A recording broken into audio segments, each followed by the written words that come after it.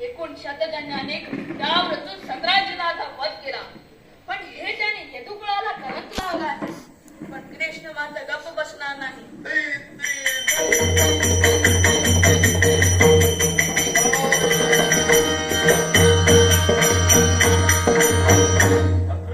माझं रक्षण कर.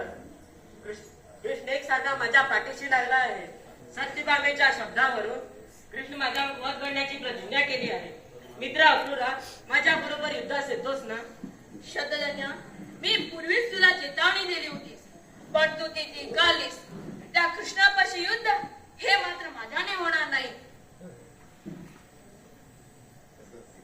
तसं असेल तर एक काम कर, हा स्वयंमंतक मणी तुझ्या जवळ ठेवून घे. मी पळून जातो, पण एका अटीवर.